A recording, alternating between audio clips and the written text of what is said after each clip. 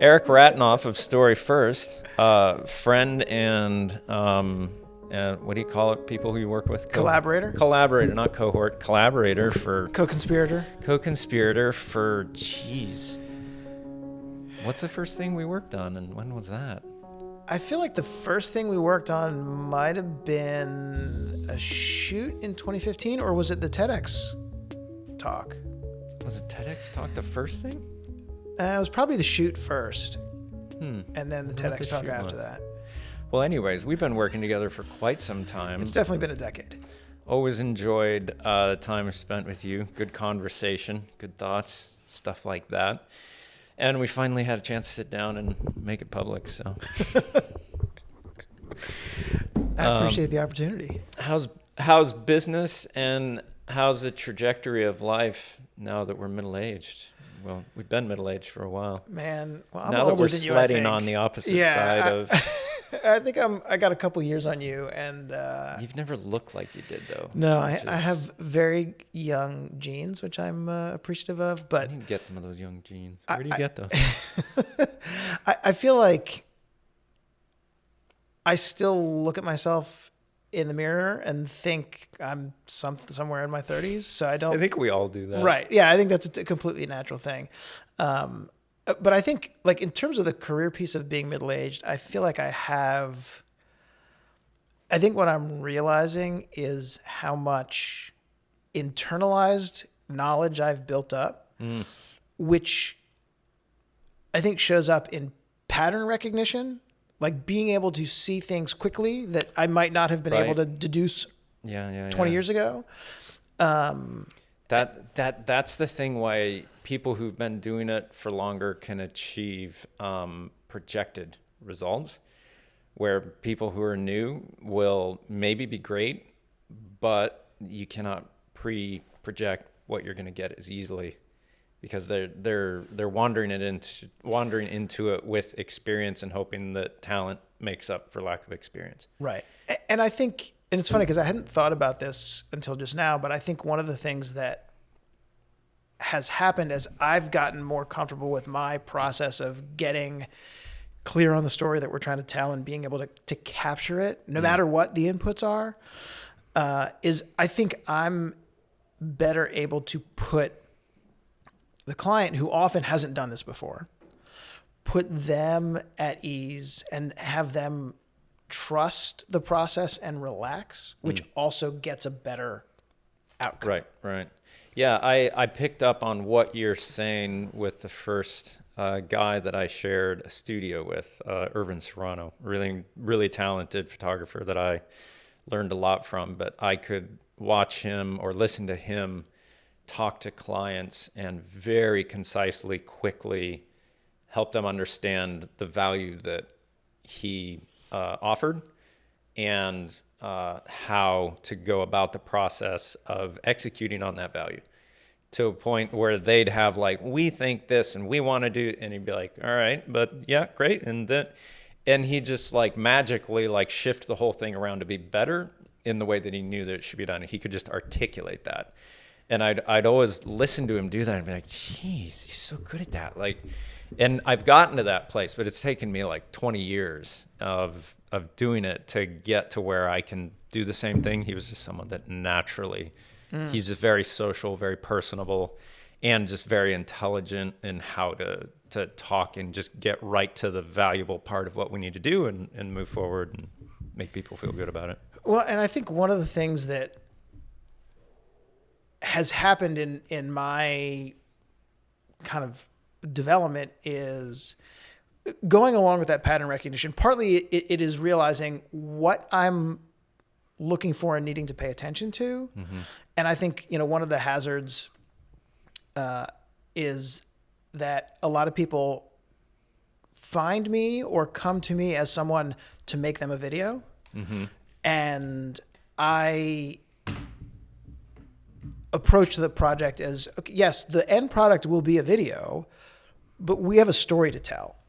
Right. People are always looking at the final product as the facade value of it. It's a video. It's a story in video form. Right. Because I can make videos. but I immediately, if it goes beyond B-roll, I know I'm out of my wheelhouse. Like all of a sudden I'm trying to make something work and it's just running into itself.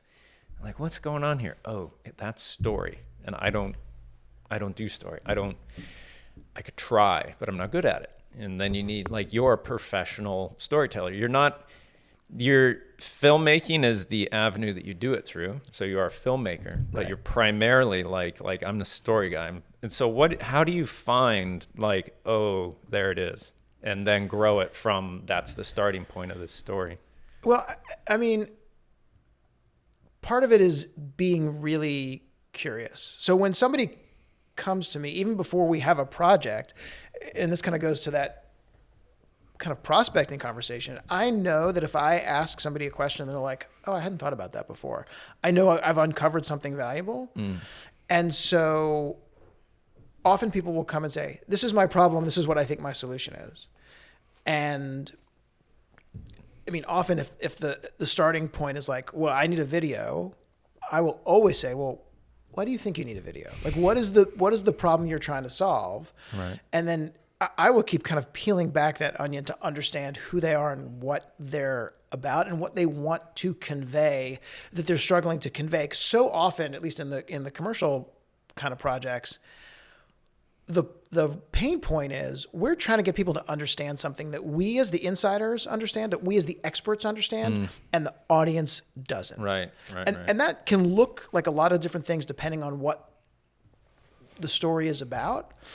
Tim and I experienced that both. I experienced it when I started trying to do a podcast, or it's imposter syndrome to a degree, where I'm like, I'm just pushing a button and pointing a camera.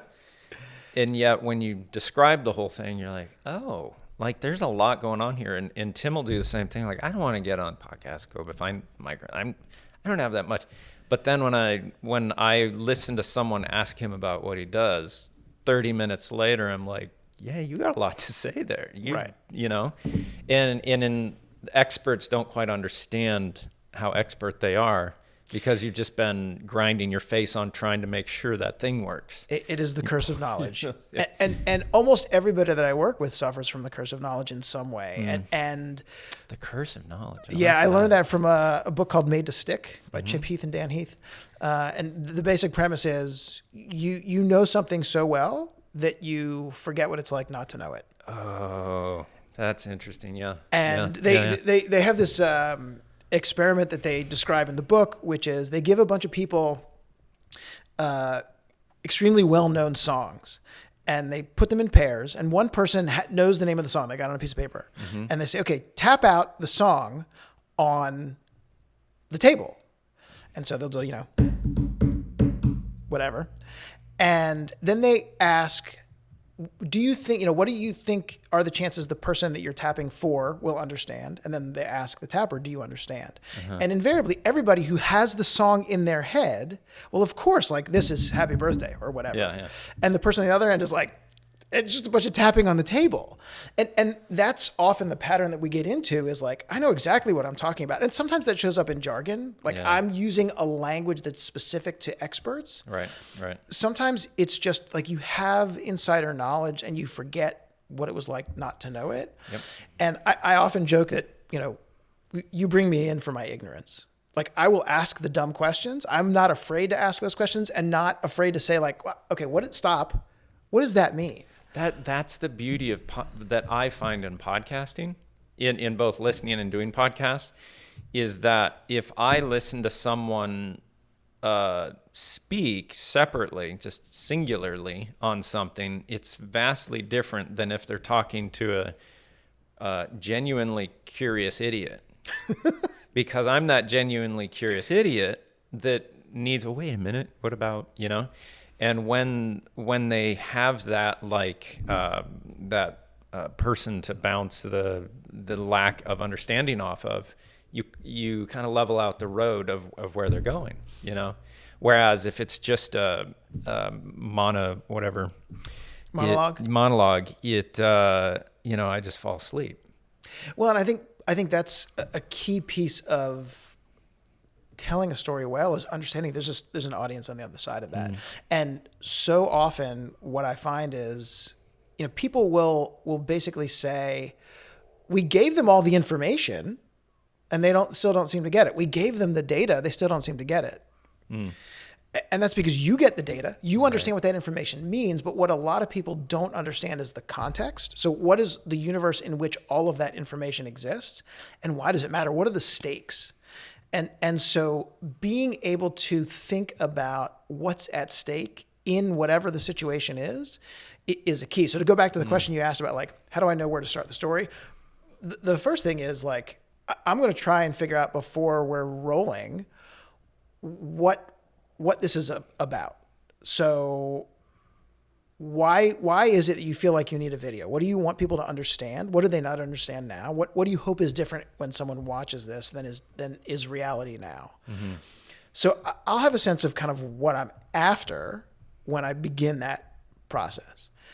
But I cast a super wide net, and the way most of my projects work is I will interview, say, 5 or 6 people, and the finished product is 4 minutes or 5 minutes. So I've got 5 hours of interview footage that I'm distilling it down into an incredible 4 or 5. An incredible 4 or 5. And so part of what happens in that, I'll ask some of the people, depending on their roles, to tell me the same story. I know this was a thing that happened. What was your perspective on it? And so part of it is seeing what the commonalities are. Part of that is seeing if that's really the story that needs to be told, or that's the one that they've told themselves is the one to tell. Often you get a situation where, even though you're doing individual interviews, you get 2 or 3 people telling the same story, and you can stitch it together in the edit as if it's a conversation, and it feels very conversational. But often the thing that you thought you were going to get is not what you end up with. And part of that is being able to, like, I always come in with a list of questions that I'm going to ask. I will confess that, like, the more experience I get, the less I need to even write out that list. But I used to always have a list, 15 questions long. I basically don't do scouting anymore in a similar way. It's right. Like, I know how to do this. It's going to be fine. Right. And often I would, like, the first question would be the first question I'd ask, but then I'm following the thread because I want to see, like, oh, you said something interesting. Say more about that. Or, how did you get there? And we may never get to most of the questions on the list, and that may be fine because what comes out is much more interesting. A friend of mine is a filmmaker, Dan Habib, and he has a saying that I love, which is, whenever you're going to make a film, there's actually 3 films. There's the film that you think you're going to shoot. There's the film that you capture on the day or whenever you're shooting, and then there's the film you find in the edit. Right. And those can be 3. I mean, usually they're connected, but they can be 3 very different films. And I continually am amazed at how often I find things when I'm reviewing the transcripts for the edit, and I'm like, do you read them, or do you scrub through? You read transcripts? Yeah. So our process is, we export the audio, I upload them, get them transcribed, dump them into Google Doc, and then I go through each transcript and I kind of highlight things like, oh, that I think that'll work. I highlight either green or yellow. Green are the lines that, like, this is probably a definite line. Yellow is like, maybe, depending. And then I gather, so let's say you've got 6 interviews. I'll gather all of the highlights into a single document. And then from that, I call it a quote corral. And from the quote corral, then start to figure out, like, okay, what does the script look like? So I'm reading it, and one of the hazards of transcription is like, oh, that looks great on paper, but the delivery's bad, or it's not right. It's not exactly smooth. Right. So sometimes it doesn't work. But you can kind of go back and, like, can we recapture this line if it's a really good one that you want to fit in? Or often you'll have multiple passes at the same concept. Often you can sort of Frankenstein lines together that weren't. And I would never make somebody say something they didn't mean, but the meaning is clear, even if the delivery is not. And often you can find the lines that make them express themselves as they wanted to. I love it when someone watches a finished product and goes, "Oh, you made me sound really smart." And you take out the ums and the ahs and the long pauses, and that helps too. And you cover it with B-roll and you put music underneath and all that kind of good stuff.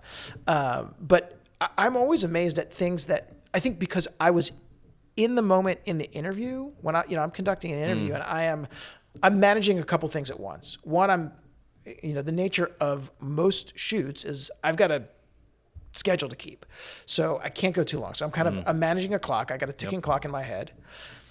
I know what I'm trying to get. I have to make this person comfortable so that I can get what I want to get from them. I'm currently thinking of the guy in San Francisco. Go on. Should we tell that story for? Oh man, what is that echo? But so my take on that guy in San Francisco, like, it was a run-of-the-mill interview for a company that we were shooting, just to leave things slightly ambiguous. But he had stage fright or camera fright like I've never seen, and he would start a sentence over and over and over, and he was never able to finish any of it. Yeah, it was like, it was we kind got of amazing. Well, okay, It was the self-censorship that kind of blew me away, because usually it was strong. And he said, like, this is probably going to be the worst. No. It was. Yeah, it was the worst. Wow. I think it's the worst I've ever done. Poor dude. And so there is, with some people, there's more of that than others. You're trying to get them to relax and get over that fear of saying the wrong thing or not being eloquent or whatever. That guy, like, I felt like I pulled out all the stops to try to get him to relax, and just like, you're talking to me, ignore the cameras, ignore the lights, do your best. Just like, talk to me. Tell me about, like, answer the question. Just tell me. Tell me about your kid's birthday. Something. And he kept stopping himself. Yep. And it was, that was the most extreme. You haven't seen anything worse than that yet? No. Wow. That was, I'm glad I was there for that. You were there for the worst. So, I'm in the course of an interview, I'm kind of balancing all of that, and then also wanting to make sure I'm open to following the thread and being curious. And so sometimes in the course of that, somebody will say something, and I should say there's one other thing I'm doing, which is I'm also editing in my head. So there are lines that hit, and I'm like, that's going in there. Oh, you're kind of marking them. Somehow. Mentally marking, I'm like, I know. And part of that is to figure out, am I getting what I came for? Right. But part of it is also just thinking over the course of the shoot, starting to build the kind of the blocks of what I think the edit will be in the end. But there are always things that I miss, and I'm like, oh, that line's going to be perfect. And then it finds its home. Right. So that process of sifting through all of the transcripts is really a process of what is the narrative arc of this story. And there are times when it's so clear, there's only one. There's really only one option. And then there's times where I'll come out of that process and I'll go back to the client and I'll say, I think we've got 4 different directions we could take this. Which way do you want to go? And sometimes we'll kind of string out several options so they can see it. And sometimes it's like, well, I think this is going to get us what we need. There's been times where we went in thinking we were going to get something, but somebody told this story that we had not gotten, we didn't know about. Sometimes you don't even get it if you do a pre-interview, and they just kind of unfurl this story and you're like, we have to use that some way. And sometimes it ends up becoming an alternate edit. Sometimes it becomes the main edit. So I think it's really being open to the fact that it's not always a straight line. Right. Yeah. To me, and like we were in lunch earlier, we were talking about our own relationships and how we're different than spouses and everything else. And I find that my way of understanding is like a squirrel running all over the place. Like you'll be saying something and let me interrupt because over here and it relates. I'm always looking for the relate because I understand it through experience, the things I've experienced and know the results, know the process, and can feel it. It turns into knowledge of those things that relate. And the way that those things relate often relate to other things. So know one thing well and know all things well, and relate it through that kind of thing. And I'm constantly in conversations running off track as a means of trying to understand more. Whereas I think for a normal or different mind, it just feels like, why are you going all over the place here? Like, we're not getting anywhere. And for me, I'm like, we're getting really far here. I'm actually learning, and it can be pretty not counterintuitive, but disruptive for someone who has an agenda, who wants to just speak. And I think a lot of that is kind of my cause for distancing myself from groups that act cohesively, because I'm a disruptor for that. And Interesting. You're always made to feel like, oh, okay, can we please move, So It's funny because one of the things that I try not to do is tell people where we're going in the interview. I have a lot of people who are like, well, can you give me the questions? Oh yeah, I never want to do that. I never want to do that. Yeah. Sometimes I will give people themes. Yeah, if they know the questions, they have a script in their head then, and it chokes them up. Even worse, I've had people who write out their answers Oh, those are horrible. and then try to deliver them while talking to you. Wait, let me do that sentence again. Right. Like, if you don't try, this is going to be better. And the reality is, we think differently when we're writing than when we're speaking. And it's funny because you can get someone who is, and admittedly this is related to the format that I am most frequently working in, which is that like 3 to 5 minute video. But you can get someone that's a really compelling storyteller and tells this great story that's unusable because it's too long, it's too detailed. You can't use it as is, or you've got one person going for 3 minutes. All right. And what is always interesting to me in taking some of those stories and putting them in the format of the finished film is people don't always tell the story in a way that makes chronological sense. And so, a line that was said at minute 5 ends up as the opening, and a line that was said in minute 1 ends up as the next. And then, you can be all over the place. So the whole story is there, but it's not concise. It's not, a tight 2 minutes. And you can take through the editing process, it gives you that ability to craft in a way that in conversation is different. And the reality is, like, I don't know how long we've already been talking, because you and I are both in the room, the dynamic is different. You're following, like, there's body language, there's so much that's different. I could go on for a long time and hold your attention. If it's on a screen, particularly if it's, on the web, it's different. If you're screening in front of a live audience, I always say to people, like, what is the context in which people will see this? Because if it's like, oh, this is going to be shown at our conference. Okay, well, you got a captive audience. They're not going anywhere. They're not clicking away. That's a good point. If we can tell a compelling story, we can keep their attention for 6-7 minutes. And I always, it's funny because one of the clients we work with together on the very first project that I did for them, we shot for 3 days in Chicago and had all of these inputs. And that client had really been struggling to tell their story. They had done a bunch of things that hadn't worked. They gave a bunch of flip cameras. You remember flip cameras? Mm-hmm. They sent them to their customers and said, can you film a video talking about the product? Those were not particularly compelling. So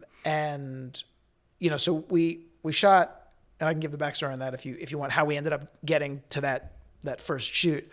But I sat down to screen the first review cut, and it was 6-something minutes. And when it was done, they were all like, wow, like that's like that. Yes, that's the story we want people to know. Mm-hmm. And then somebody was like, how long was that? And I said, how long did you think it was? And they're like, 3-4 minutes. And I was like, it was 6 minutes. They're like, wow. And in some ways, one of the worst things about online video is that you always see how long it is. Yeah, that's true. You know, and we do have a, like, oh, I'm not going to click for a 6-minute video. Yeah. That's why reels are so destructive to our psyche. It's only a 10-second, 3-second investment. I'll just keep going. Right. And so you spend like 30 minutes. Right. But it's in 5 to 10 second. Right. Ugh. But one of my fundamental beliefs is that this notion that we have short attention spans is true and not. Yeah. I mean, podcasts run contrary to that. Right. I mean, any episodic series that somebody can sit and watch, 2 seasons in 2 days is also contrast to that. But it's just a really good storyline. Right. You have to earn people's attention. And if you can earn their attention in the first 5 seconds, you'll keep it for another 10. And if you keep earning that attention, you keep reeling them in with the story, and they feel like it's resonant to them. If they understand that there's some stakes to that story, they'll keep going because they want to know how it ends. It's an interesting thing. Like at the beginning of your final product, you have the hardest battle, and that's keeping someone viewing because they don't have any investment or any knowledge or any care about what you're trying to show them. So you have like right at the beginning, it's the hardest, and it gets easier as you go along because every investment gives that investment. Is it investment bias? Like you keep loading something into something, so you're more likely to finish it. Right. That's interesting. I'd never thought about that. Yeah. Well, and it's which is why I am always, I mean, obviously, maybe not obviously, but not surprisingly to me, I am looking at other people's work and thinking about what's working and what's not. And one of the things that is at this point shocking to me is that I still see tons of videos posted online on somebody's website. And the first 10 seconds are, my name is, this is my job. Like I'm getting information that I can get from text on the screen. Right. Before I know anything. And it's like 10, 15 seconds of that. My thing is, if you are in the target audience, I am going to try to put the hook in you right away. And either I'm going to do that through establishing the problem quickly and the stakes of that problem quickly so that they are meaningful and relatable to you, or I'm going to like disorient you. I love that approach. It's a advertising idea for photography in magazines that if you have a compelling image, it's probably confusing in some way, but very familiar. And this is interesting. I was just telling Grayson, my son, last night about this. He has this abstract landscape. And to look at it, if he explains it, what it actually is, it's not nearly as interesting because you know. Whereas the abstract landscape as it is looks almost like something you should recognize completely. And so you sit there churning over what it could be, and as soon as he tells you what it is, you're like, the mystery's gone. Yeah, and we were at this function where someone had done the same thing. They had this really cool black and white photograph, and I was going to buy it because they had printed them and they were showing them, and I was like, I want that. I'm going to frame it, put it in the bathroom somewhere because I don't know what it is, and it's really compelling, and that will be an infinite amount of curiosity that I'll always have. I couldn't articulate that at the time.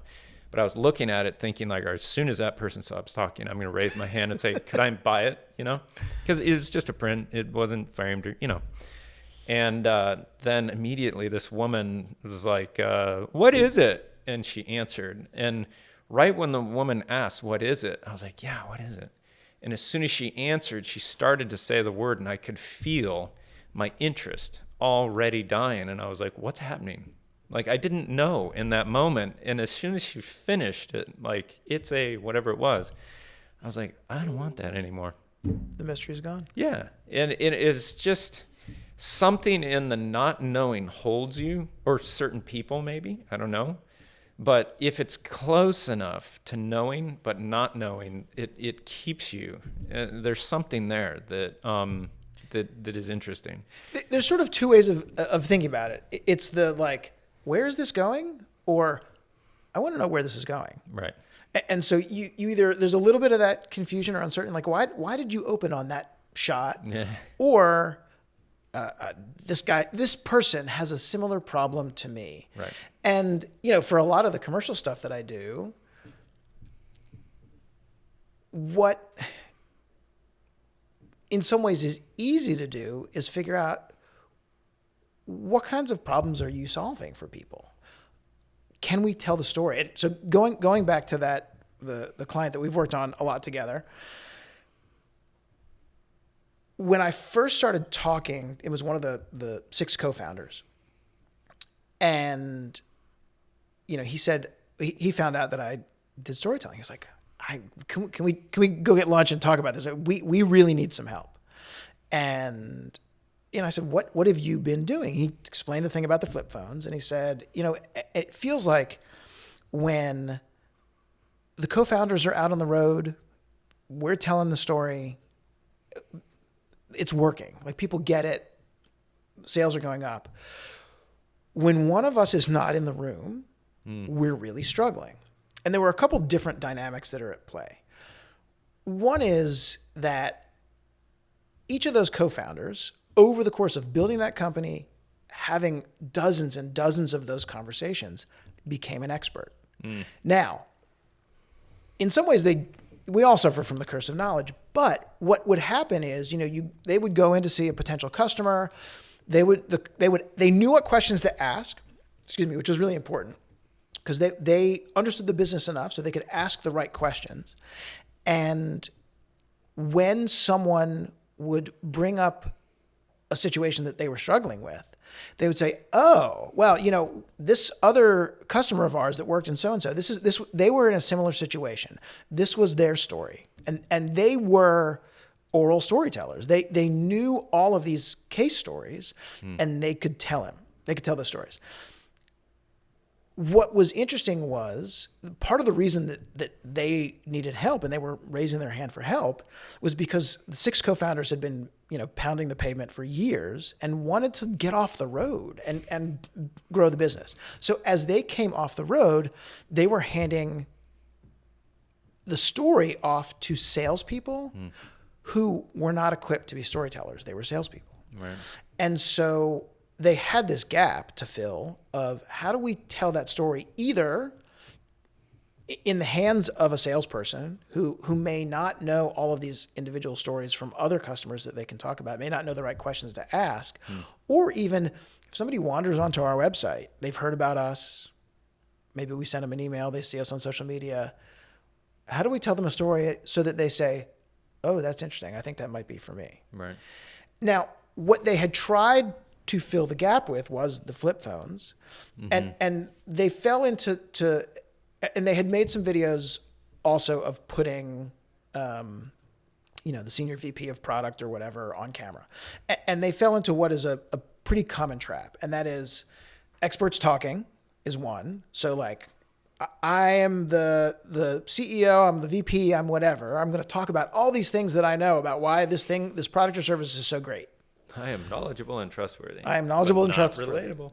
But, and even if sometimes they are relatable, one of the things that's always a hazard when you are essentially selling your own story is there's something in it for you. Yeah, there's the intrinsic bias of like, I want you to like this. Right, exactly.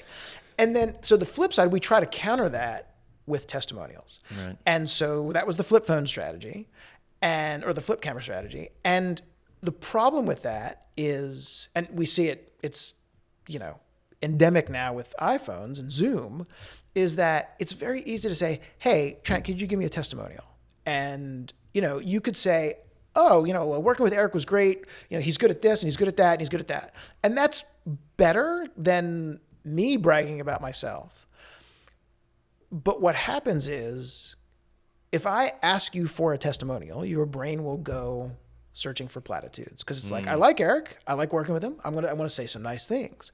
Right. So you come up with compliments, and those compliments can be so often interchangeable. I've done workshops where I will take a testimonial written or something I'll pull from a video, and I'll redact a couple words, the name of the company, the industry, and I'll ask my audience, do you know what this person's talking about? Do you have any sense of even what industry this is in? And people can't guess, because it looks like a string of platitudes with a black bar in between. If I ask you to tell a story of the first time we were on a shoot together, or a time when we were on a shoot and you were like, oh, like this is a different way of approaching an interview, or something like that. A couple things are going to happen. One, you are going to activate a different part of your brain. Oh, you're activating a memory rather than a non-confrontational or pleasing, complimentary. Right. Your memory rather than. And Right. so you tell a story in a completely different way. There's emotional weight to it. Yeah. You remember details. And even if you are not, kind of going back to what we were saying before, and if you're not the most concise storyteller, Right. you're taking the listener on this journey. And usually there's kind of some core components of a story, just at minimum, beginning, middle, and end, before transformation, different outcome. And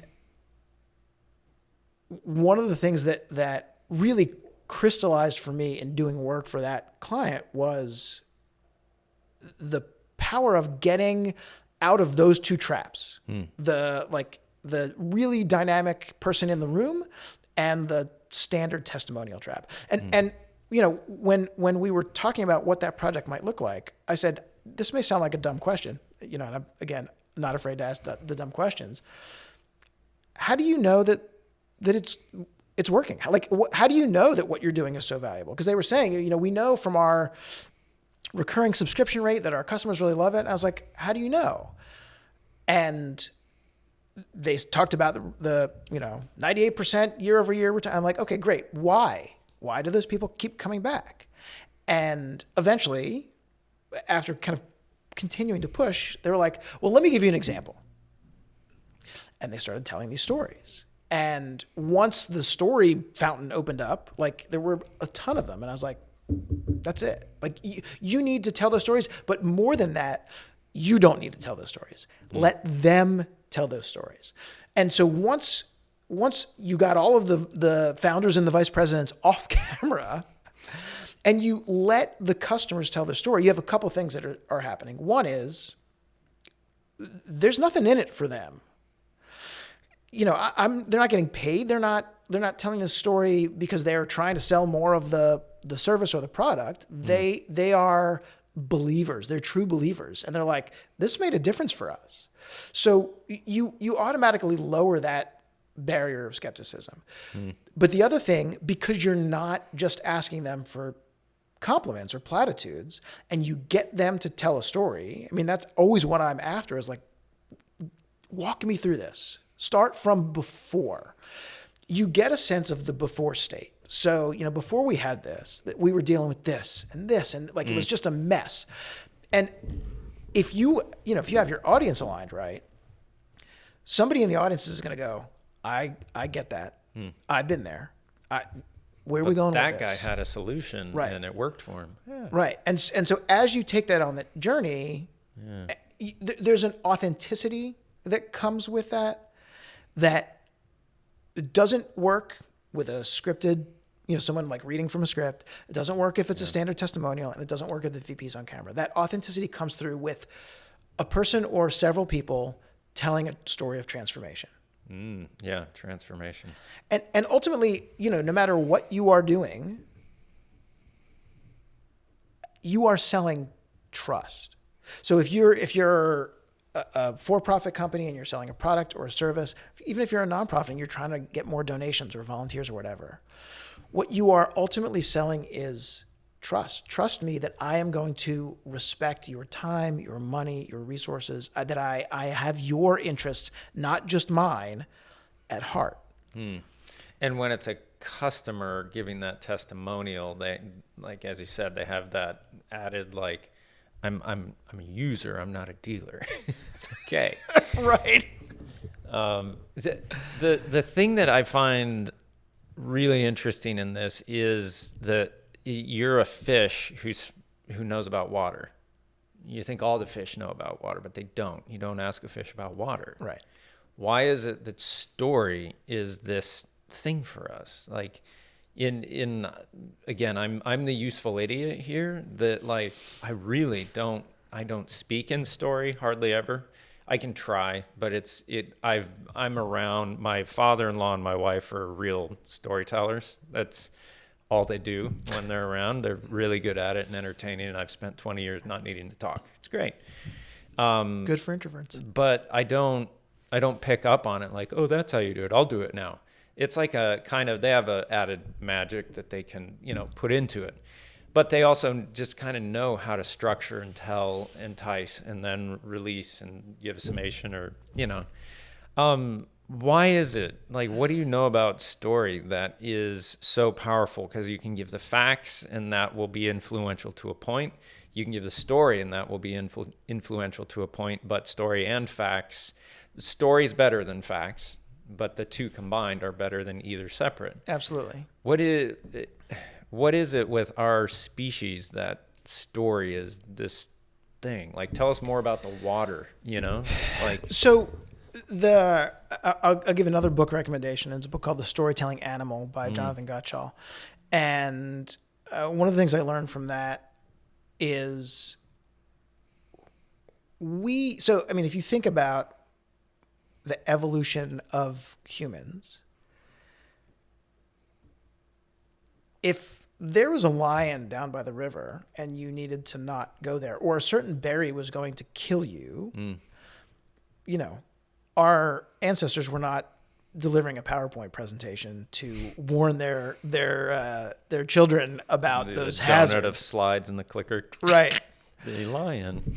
Story was used, before we were writing, when we were an oral tradition, story was used to teach valuable lessons about survival, to, help us pass on tradition, to create a sense of cohesiveness among the tribe, among the group. And it was also entertainment. I mean, what were you doing sitting around the fire except telling stories? Right. So there's an evolutionary role to storytelling, because as far as we know, we're the only species that can pass on knowledge. Bees. But we do it at a level that, is a human level of like insane articulation. Right. Like, we can articulate this thing to no degree, Right. Right. And because of that, like, we can know things that happened thousands of years ago, whereas I'm guessing the bees probably. You're right. I mean, they know, they pass on what they need to do, but some of that is also you go over instinct. here, you turn left, and you'll get the honey, and everyone's all right. Let's go. And what's interesting, and Gottschall talks about this in The Storytelling Animal, is scientists have done fMRI studies of the brain, essentially on story. And what they have found is when we hear a story, the same parts of our brain are activated as if we are experiencing a story or telling a story. So, like, there's a neurological element of that where we are reflecting back emotions based on the story that's being told to us. I tell the story all the time of taking my then 3-year-old son to see Finding Nemo in 3D. The first lesson is, I don't advise that you take 3-year-olds to see 3D movies. With big sharks. With the 3D, like, the glasses were an issue. It was cartoon. But what was really, like, what stuck with me is when Nemo gets separated from his dad, my son just, like, clings to me. He's like terrified. He had never been separated from his parents before. He was not and is not a clownfish.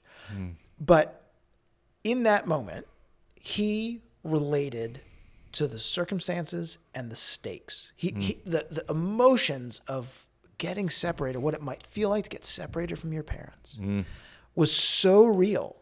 Even though it's a cartoon on a screen through 3D glasses. Yeah. That is a totally human instinct. I mean, it's why we can engage with movies that are not realistic. Right? Like science fiction still moves us emotionally. Yeah.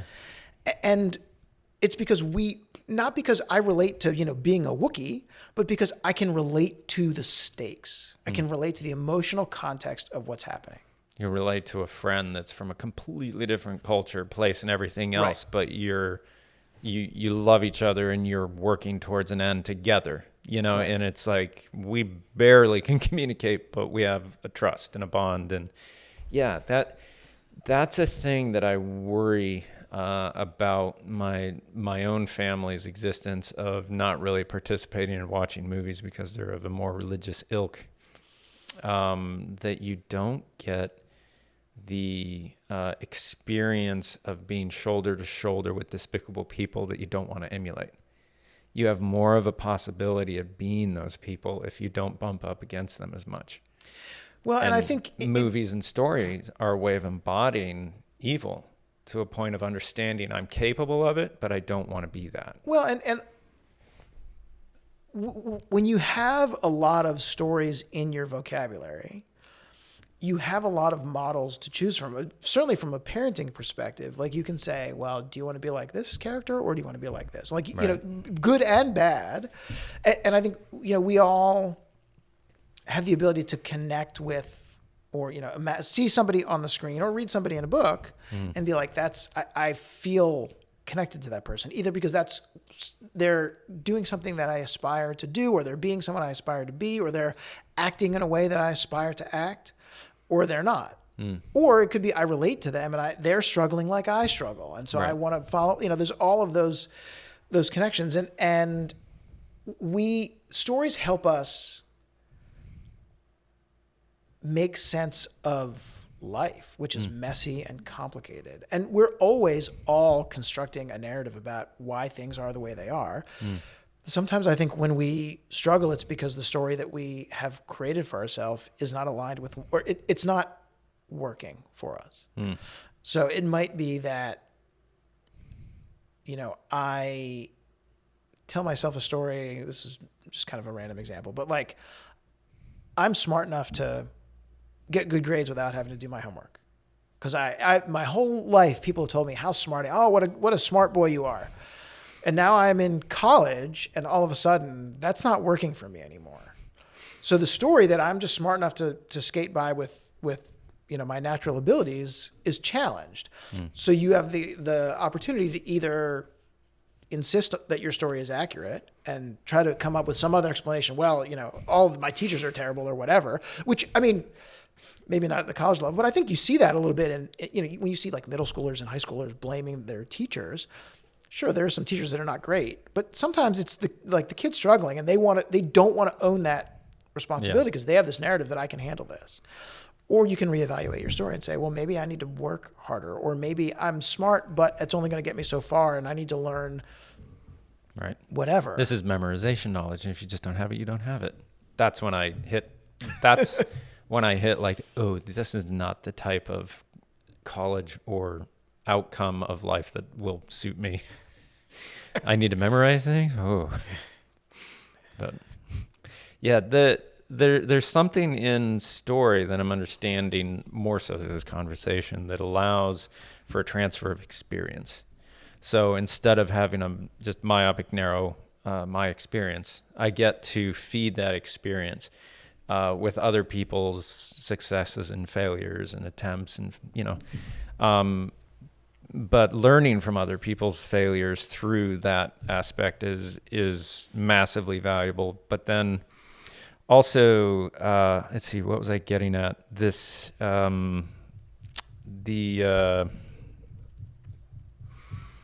It'll come back to me there, but yeah.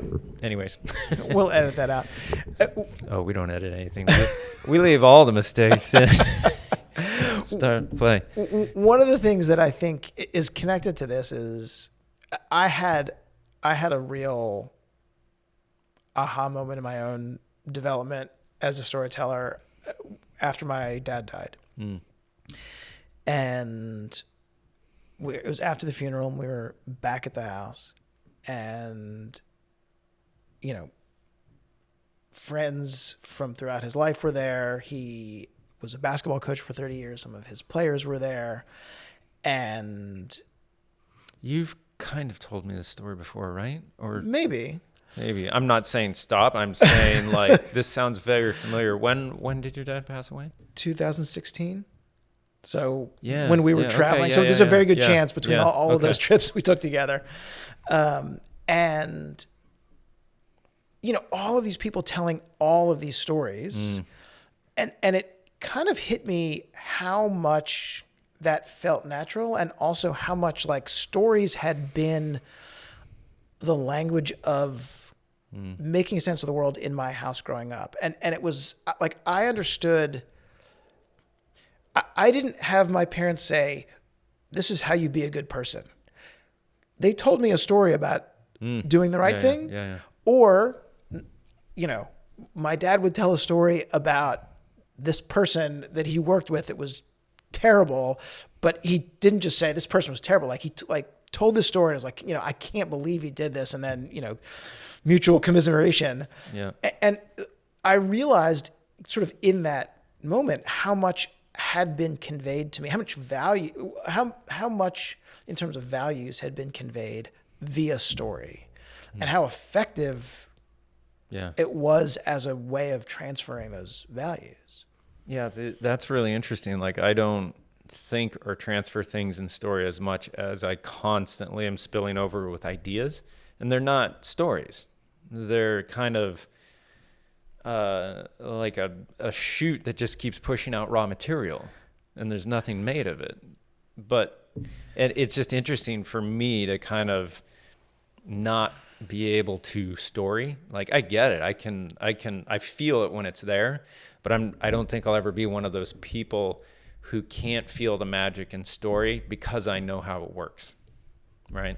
The other thing I was thinking is that the curse of knowledge. I've just been fixating a lot on the Garden of Eden story, and the idea that crossing a boundary with a tree so named, knowledge of good and evil. You know, like, obviously this is not a fruit that's like labeled, but it's the curse of knowledge in that moment too, which is like, I don't quite know what to do with that. What in that story, what was the thing before and what is the thing after that knowledge ruined? Or was it the ability to understand that you can gain knowledge? Or like, I think there's something far deeper in there than an idea of a literal interpretation, you know? Right. I mean, the question that comes into my mind is, why was that story valuable?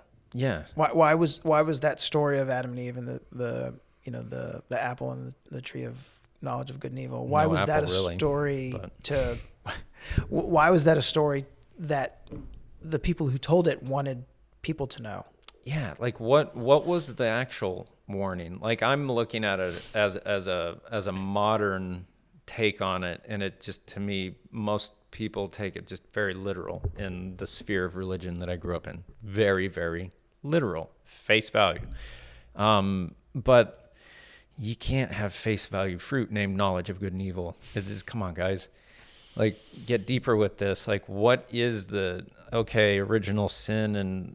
But like, there's something more, like you were saying to me, that is held in that story, that is the curse of knowledge, which I think is really interesting, which you mentioned earlier. But. Oh, and I think you can break the curse if you're aware that you have it. And so if it's kind of like, if you are the expert and you are trying to communicate somebody trying to communicate something to somebody and they don't get it and you blame them, you are continuing. I do that all the time. You are continuing to suffer from the curse of knowledge. With my children. Well, and that's, I mean. I'm a horrible teacher. And, you know, I certainly have fallen into that trap too. So it's not. Yeah, but I'm really good at it. But if if the first pass is, hey, let me tell you about this, and you get that blank stare, or like it's pretty clear they don't get it. Given, next. Right, and then you can come back and you go, let me rethink this. Let me see. And some of it may be, well, where are you coming from? Mm-hmm. What is it that you do understand? Or what did any of that make sense to you? And maybe you get a little nugget that you can build off of. Or what was the most confusing part of that? And then you can build off of that. So I think as long as you understand that you are expert in ways that you have forgotten about. Because I think I don't know if I verbalized this, but sort of the corollary is, the curse of knowledge is to no longer have the mind of the novice. Right. And the novice in most cases is who your audience is. Now, sometimes they're not base novice. They're like levels above. Now why that. is that a curse before we move on? Just because of the ability to transfer within the same emotional soup, kind of? No, I think so. I'll give you an example. So I'm right now, I'm working on a project with a science organization, and scientists are somewhat notoriously stodgy, regimented, squares, wonderful people, but not necessarily the best communicators, or even the most enthusiastic communicators. Very, very, very precise communicators, maybe. Well, and they have their own language for data. And we were talking. I was doing this interview, and this is not for a film. This is a framing process to help get clear on the story of the organization, so they can tell that story more effectively. Mm-hmm.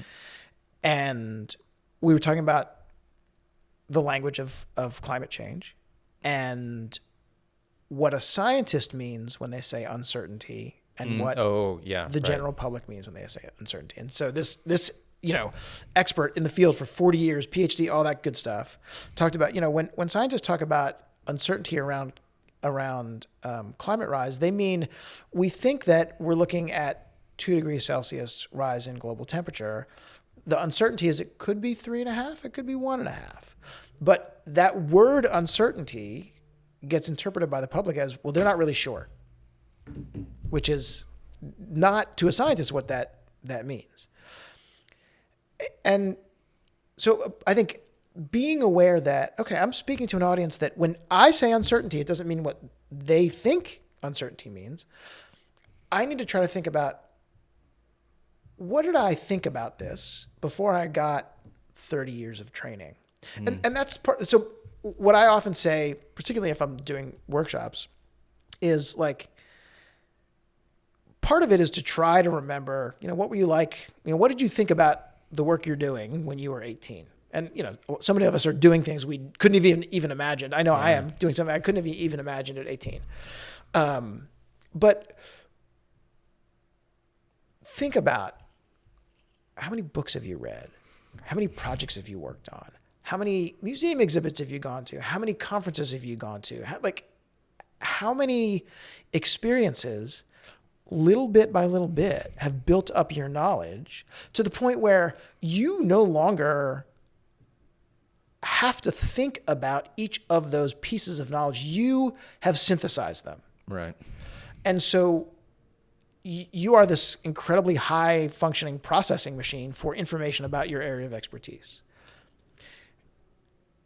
The novice doesn't have that synthesis and also doesn't have the inputs. So the challenge is, how do I unspool that so that I can explain to someone who has a knowledge like I did 20 years ago what this is, why it matters? And that's speaking about the customer telling their story. They're a little bit more experienced, but they're not as knowledgeable about the product as the vice president or the head of product or whatever, they're going to speak in a language that is much closer to the language of the audience. And Right. so this project, my projects right now tend to fall into a couple categories. One is video. The other is, for lack of a better term, discovery. And the project I just mentioned with the science organization is one where they came and said, we know we're doing really important work. We're doing meaningful work. We have funders and partners and collaborators who believe in us, but we don't tell our story very well beyond that inner circle. And we want to grow. So we feel like we need to do a better job of telling our story. And as part of the process that I take organizations through, I always start inside. Talk to the leadership. Why'd you bring me here? What is it that you're struggling with? What do you want to be different? What's the story of the organization? How did you get to here? What's working? What's not working? Gather all that information. I also have them gather a ton of documents. So I'll look at their website and the social channels, but like, how are you communicating to your different audiences? So give me all that. Let me inhale all of that. And then I want you to find me, depending on the size of the organization, the size of the engagement, 12, 15, 20, maybe even more people who can talk to me about the organization and the work that it does. And some of them can be inside because I want a variety of inside perspectives. I want most of them to be outside. Mm-hmm. Because what invariably happens is the way that the people that your organization has helped or that your organization has partnered with talk about what you do is very different than the way that people that are living and breathing it all day, every day do. Yeah. And those external voices, I mean, it's another pattern recognition exercise. So I'm like taking all of that in. I'm trying to find the dots and create a constellation, because in that constellation I can figure out, okay, this is the story. But to stick with that metaphor, kind of the shiniest stars are often the external voices. Yeah. And part of it is, I asked them, tell me the story. Like, what is working with these folks look like? What did it look like for you? Why did they ask me to talk to you? Because they're going to then tell a story that is going to add some nuance and complexity that might not have been there from the internal side of things. That idea of getting information from someone's experiential memory rather than production knowledge, if you will. Like you're getting, how the first time you experience something that's incredible, and if you were to share right after that, whoa, do it 1,000 times and then try and share it. That's the expert. And it's the same thing. I have this analogy, like the first time I walked into our house when they took the tarps off that were over the windows in construction, and the windows go floor to ceiling, they're looking at these rocks and it's really pretty. First time you're like, whoa. And then the 1,000th time you're like, yeah, it's pretty. Just my house. This is, But then I saw it in our cabinets, which are white and reflective, and it was flipped. And all of it played a trick on my mind. Fully. I was like standing there and I was like, whoa, nothing. Cabinets, emotion. Windows, none. Because you saw it with new eyes. Yeah, and it was messed up and flipped and everything. I was like, that's a really pretty area to live. Like I could actually look at it and think that. And then I had to look at it and be like, you're right. It did heal good. That experience that's what I'm finding, that for my value, like we were talking earlier, understanding who you are, where you're at, what you want out of life, and what value you can offer. Like I immediately knew, like when I started to produce video, I was like, there's something in here that I'm not connecting dots on, that people are not responding to, because people would respond to the imagery like, whoa, you're good. But then I try this other stuff and I was like, why is this not working? And then to work with someone like yourself, it's like, oh, this is a language I don't understand. It's just not, I had never done anything with photography, and I had the cover of a magazine within like a month. It was just, I knew how the aesthetics worked of framing, composition, and lighting, and what felt good in that. but in communication and emotional exchange of experience, like I can't verbalize and collate within a series to say, this is how you lure in, and this is how you sustain, and then this is how you release in summation to offer the emotional for the people. It just always was kind of like more, data was coming out, Right. So. Well, and I think it's funny because I feel like there are some people that have a very woo-woo kind of approach to story. I feel like it is absolutely art. I mean, obviously, so much of culture is the art, is storytelling through a variety of media. It's very much craft. And it's, I think, particularly nonfiction storytelling, it relies on curiosity. Like, I want to understand what's going on. I want to understand what's happening. I just, before we sat down, showed you a piece that we shot with Corey and Josh. It was about a bathroom. Yeah. In a high Framing school. the problem was, like, for me, the biggest eye opener. Like, I kind of knew that problem was there, but it's just something we always had. Right. And no one said, like, this is really not okay. Right. Let's focus on that for a second and let you know, like, that, right? Look at this solution. That story that you had all in there, like that, in how you set the, like you're saying, not start now with, hello, my name is, and I do, but rather, I think you started out with primarily framing the problem there, if I'm counting correctly. In that, to me, that seems like a good trajectory to start that in, because you're dealing with a high school and our youth. So if you're immediately going to, there's some concern here, like, oh no, these are our kids, what's going on? And that's just for a general audience. If you think about the audience for that client, they're talking to other schools. And so, that piece opens with the principal speaking about the situation with the bathrooms. And you have the principal, the student, and the student resource officer. So the police officer that's in the school, very quickly, in the first, 30, 45 seconds, talking about the old situation. And someone who is in the target audience for that, so other like facilities directors, school administrators, school board members, will see that and either be like, yeah, we're dealing with that too, or I wonder if we're dealing with that too. Oh yeah, both are a win for what they're trying to do. Right. And then it's like, okay, so what do you do about that? And this is a case of a really novel solution. A really good solution. A really honestly. good solution. I mean, I'm sure there's always aesthetic takes on the solution. Doesn't matter. The human solution to that is good. Right. Absolutely. Right. And so that, you follow the trajectory through, okay, here's the problem. I've got a framework that is kind of a guide. It's not everything fits into the formula, but you need to establish the problem and you need to establish the stakes of the problem. That has to happen up front. So what is the problem and why does it matter? Why should I care? And then you can get to the solution. I think a lot of times people jump to the solution and they don't spend enough time with the problem and the stakes.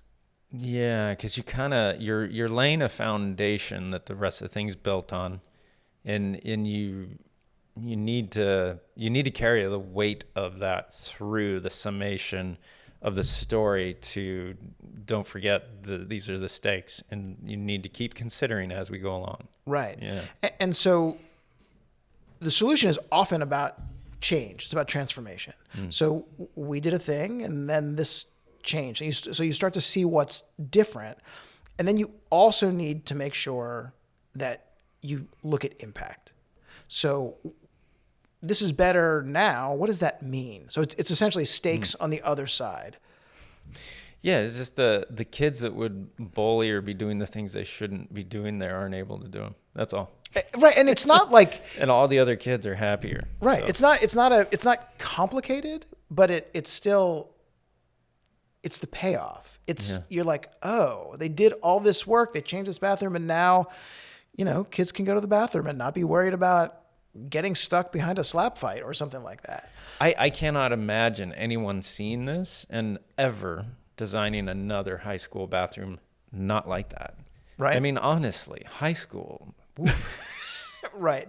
no way, you know? And, and so even though that formula of, and there's another piece of that which I left out, which is the protagonist, which in some ways, when you are doing a short, like documentary style piece, like that one, you get introduced to the protagonist very quickly. You don't necessarily need a lot of backstory, but you need to know who, like, this is a student. The protagonist in that one essentially the student body? Well, you have a couple. I mean, I think the principal is a protagonist and the student is a protagonist. Okay. They're the ones that I think you care about because the student is experiencing that and the principal is worried about it, right? So they're Okay. and the student resource officer to some extent. Now, why insider information, I guess, why do they not call, like, what's the difference between the lead and the protagonist? What is in the name protagonist? Is there some kind of Latin in there that means something that cues me into what? I mean, there's the antagonist, which is essentially the bad guy. So the protagonist is the good guy, if you want that. But the protagonist is basically who you are caring about. Yeah. Okay. And Yeah. it sometimes who it you're is caring one. about. Maybe not even necessarily the subject of the film, but the protagonist could be what you're painting through the subject of the film for the viewer to care about. Yeah, I mean, I think in most cases, it's the person that's affected by the problem. Okay. All right. And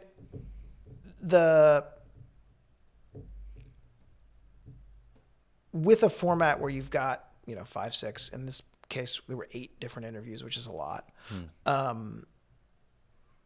It's the way that I think about story structure is who is the audience going to care about? Because I had almost everybody that I talked to talk about the problem, but I wasn't going to have the facilities manager open that piece talking about the problem unless, and sometimes you do have that person because they say something that's just like, that they captured it so well. But like in most cases, the principal and the student make more sense because they're closest to the problem.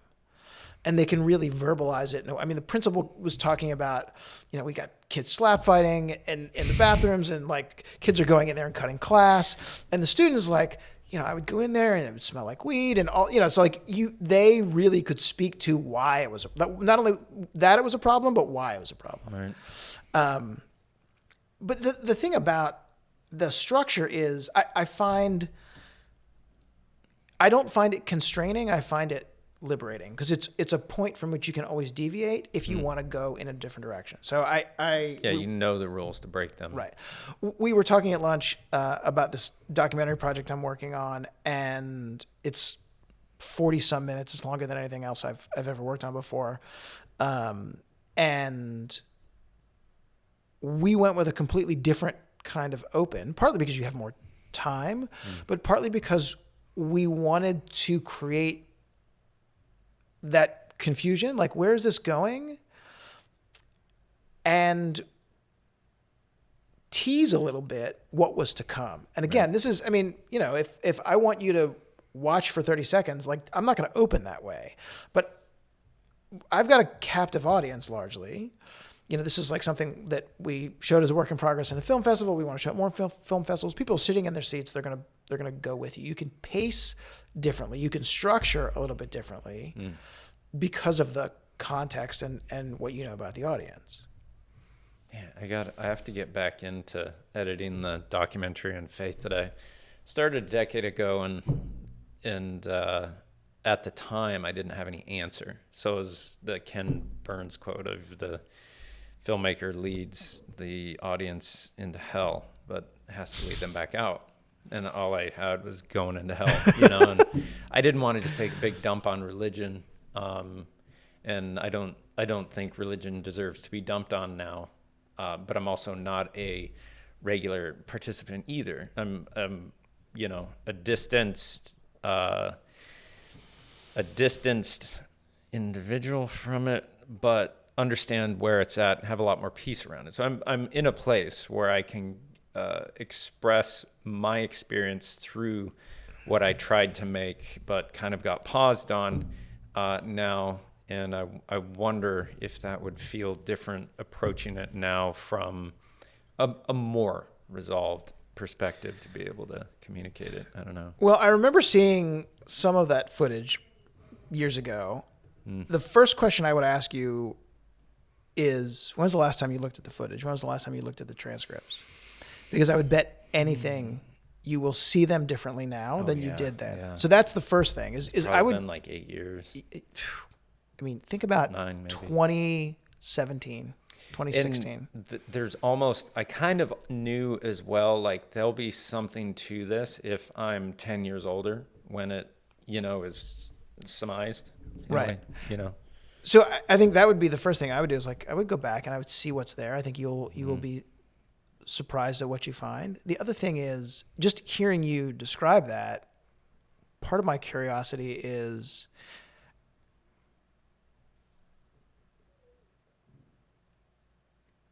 can you tell that your story, and it may be because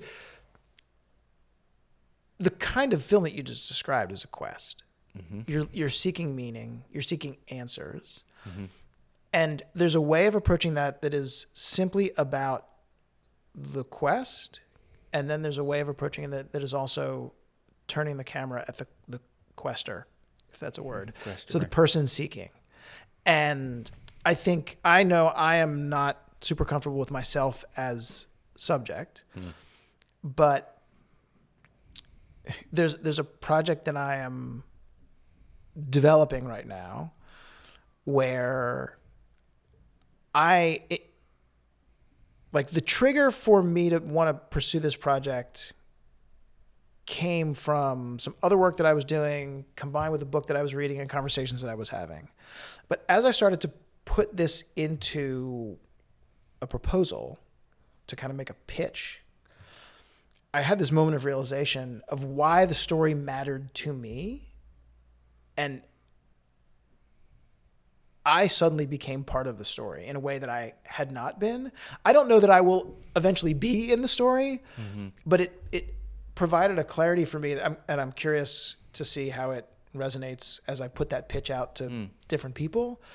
But I realized that... Is this with the longer form film? Yeah. Okay. And so, I can't help but wonder, like, in some ways, almost going back to the Adam and Eve story, like, why did you feel like this was a story that you wanted to tell? I think that piece of it is also compelling. And, it may be that you need somebody else to help interview you, to walk you through your own story, to draw that out. Right. And that's the thing. It's like one of the really hard things about this, the longer doc that I've been working on, and it's a story about death and families and fathers and sons and baseball and memory and tradition and grieving and all of these big pieces. So the question was like, and we had 3.5 days of interviews plus a ton of B-roll. So the question was, and some archival footage. So the question was like, what is the structure of this? And it was really helpful. A couple things were helpful. One was to let go of the idea that it had to be one way and be open to the fact that there were a lot of different ways it could go and we could kind of experiment. Another was I did something that I had not done in a long time, but it was helpful. And that was I took all of the kind of beats of the story, each kind of discrete scene, and I wrote a sentence about each scene on a Post-it. And I color coded the Post-it. So scenes that were kind of about my friend who the story's about and his and grieving were one color, and scenes that were specifically about the baseball game were another color. And I put them up on the wall. And what that enabled me to do, because I had, 2 250 pages worth of transcript. And even the quote corral that had winnowed that down was 50 pages. And it's also very linear, right? It's in a Google Doc. So it's like, you go down. And by getting that stuff out of the sequential linear format and into those Post-its and on the wall, I could just kind of like sit back in my office and be like, is that right? And the color coding also, it wasn't like they were different story threads. I've done stories where you're like weaving different threads and you need to paste those and make sure that even if they're overlapping and crossing, that they still make sense at the end. Like you understand why they're both happening. You're not disoriented by switching from one to the other. But seeing it up there, being able to see like the color coding helped with the kind of visualizing the pace and the back and forth was helpful to be like, okay, let me just take this Post-it and move that one over here. And it becomes much easier to move scenes around and have a sense of how the structure might go. And then you try it in a script, and then you try it in the edit. And then if it's working, then you're like, awesome. And if it's not, then you kind of go back to the Post-its.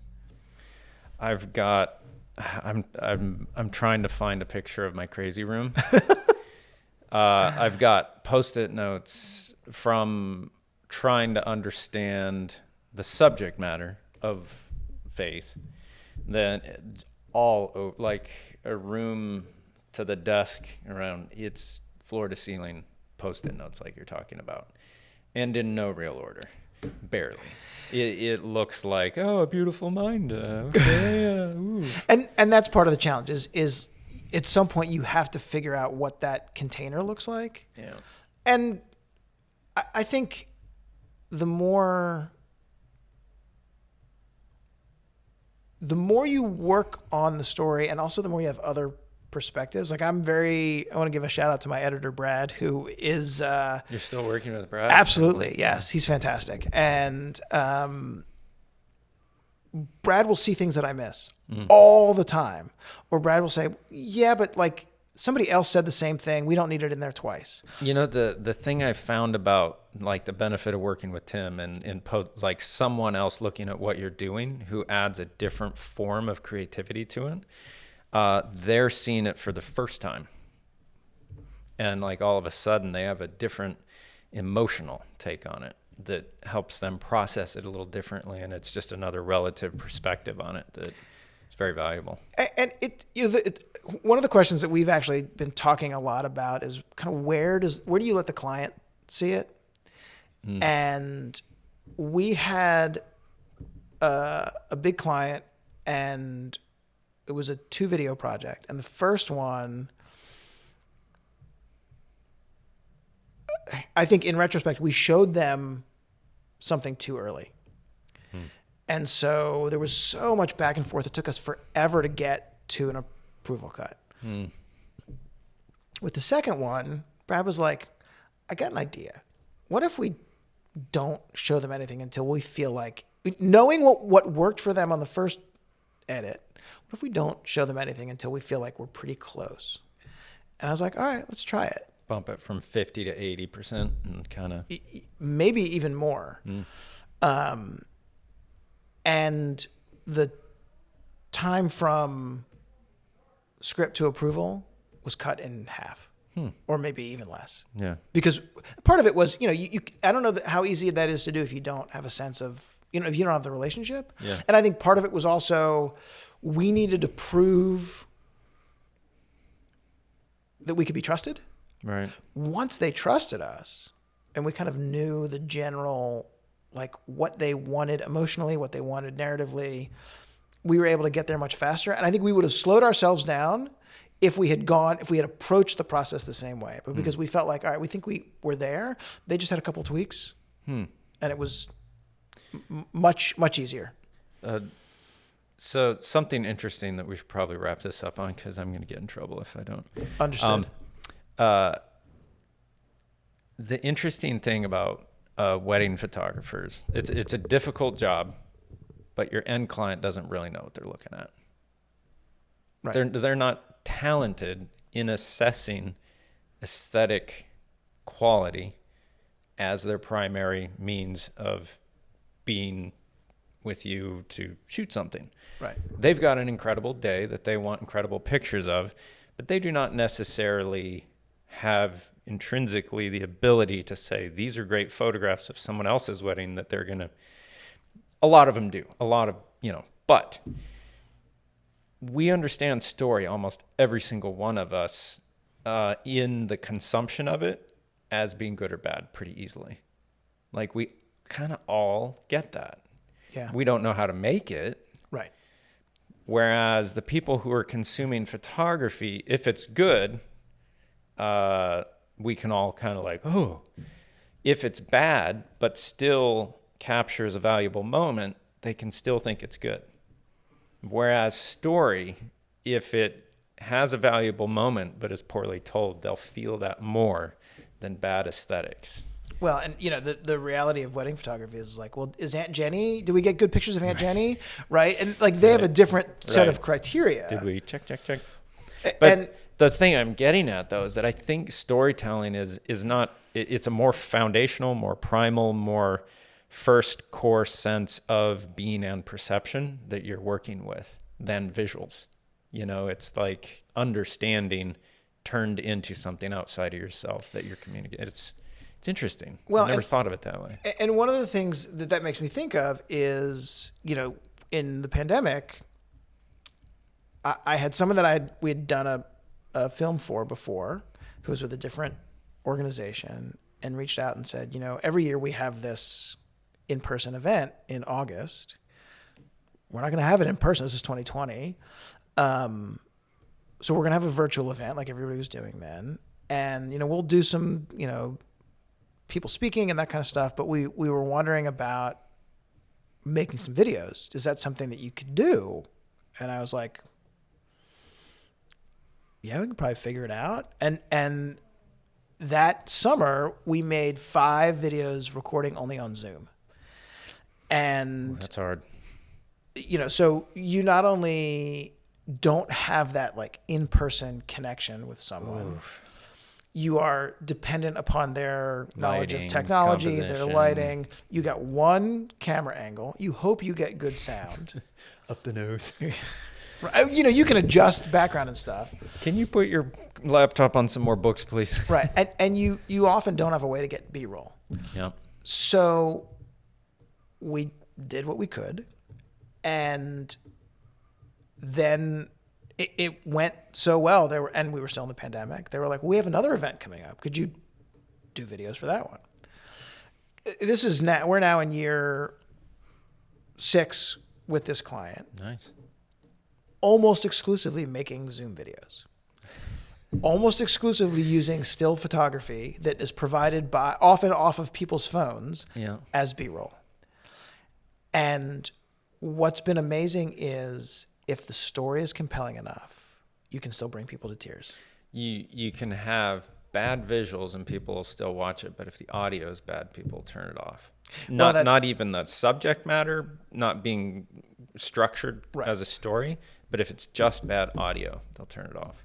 That is true. I mean, that affects a lot of podcasts too. Yeah. So it's interesting, like that hones in on exactly your talent.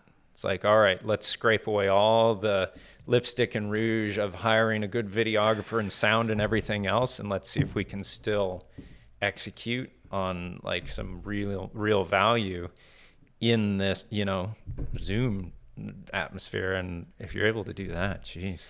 And I do feel, and at this point, I think we've made over 100 videos for that. Oh, wow. Yeah.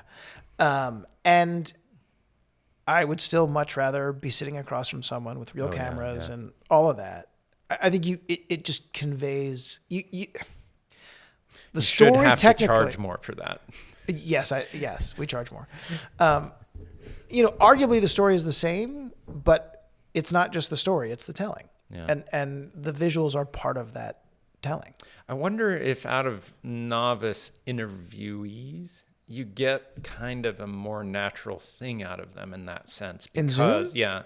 Because they're not in front of a camera, they're in front of their laptop and no one's there, Are And- they a little and- more flowing and natural? Sometimes. Yeah. I think what's interesting is I don't know that it's dramatically different. I think you have Mm. about the same breakdown of some people that are great on camera and some people that are Yeah. stiff and not as comfortable. Can't So- get out of their own way. Right. I mean, that.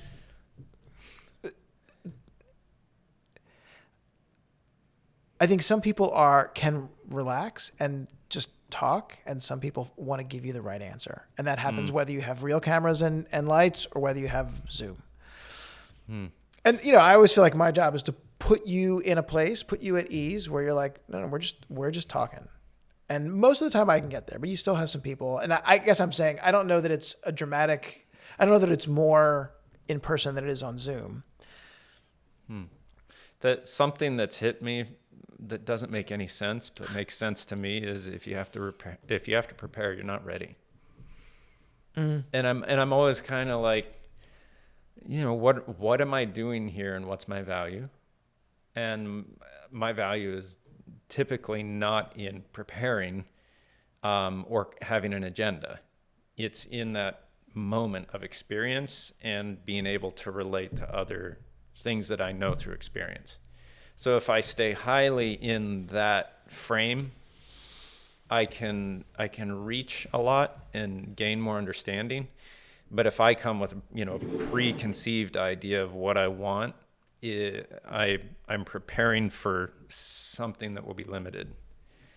But if you're someone who's incredibly curious and you understand that about yourself and you don't have as much a desire to produce or nail something down, and you know that the value of this moment is to grow and produce from that moment, it changes the whole idea of what being prepared is. Yes. I would say For me, but your subject matters. If they're not prepared, are probably going to be a little but I'm not talking to them if they don't know what they're talking about without notes, right? Like I'm not asking someone to tell me something that they don't know intuitively. Prepared. Yeah, they've lived it. So you could actually tell them that, like, if you had to prepare for this, we wouldn't have asked you. Yeah. And they're like, wait, no, I have to prepare. No, you don't. Right. You've experienced it. You're just talking to a friend about this. That's it. Right. And from my perspective, I feel like there's I'm preparing questions. I'm doing my research for this particular project, but there's also 20 years of preparation. Yeah. That are just as essential and I would say much more essential than the like immediate lead up preparation. And I think the other piece that what you said made me think of is like, I don't stress about the answer somebody's going to give me because I trust that I've done there's always that conversation with the client about who are we going to be talking to? Why are we talking to them? And I can say, well, what about this? We don't have this perspective. Do we have somebody here, or are we? Is this going to be two of the same perspective? So I can assemble essentially the cast, knowing that we're going to cover all the bases, and as long as I have that, I trust we'll get what we need. So I'm not worried. Right. I'm not stressed. I just know I'll cast a wide net, be curious, invite people to tell stories and not just answer questions. Try to get them into that, like, oh yeah, and part of it, like you can see some, like they're visually accessing that memory. Moment where they stop looking at the camera and you can see them like relax and go into their head, right. And it's like this. Here comes genuine, right? Yeah. And so if I can always do those things, I'll get enough raw material to work with. And I have never had a project where there wasn't more to tap into than what the final cut was. Right. There is the final cut, but then it's like, we could have also explored this path, or we could add, there's a lot that's there. And I always, like, one of my first scripts and the first rough cuts are always too long. Right. 'Cause I just fall in love with lines. And I'm like, oh, they said it so well, or like that feels like such an important part of the story, which is why having somebody like Brad to push back and be like, yeah, but we don't need that. We love that line recently and earlier. Yeah. Right. And so there's part of it is being able to let go. And what's the Michelangelo saying, like, about David and the marble, and like, it was already in there. Yeah, I just needed to, right. And so part of it is like, I'm okay. And part of our process is like, we start long, and then it's just cutting and figuring out what is essential to that story. Oops. All right. Eric Ratinoff, Story First. Where can people go and see more about Story First and you? So Story First is at storyfir.st. The .st domain is, well, storyfirst.com was taken. So we .st. It's website probably needs an update. You can also find us at vimeo.com/storyfirst. No dot in that. And there we go. We'll put that in the show notes. Let's do this again. That'd be great. It took how many years to do this? When did you start this podcast? Don't know. I don't look It was at a pleasure. analytics. Come Yeah. on. Well, thanks for having me. Awesome. Thank you. Glad we can make it work. I think that's the first time.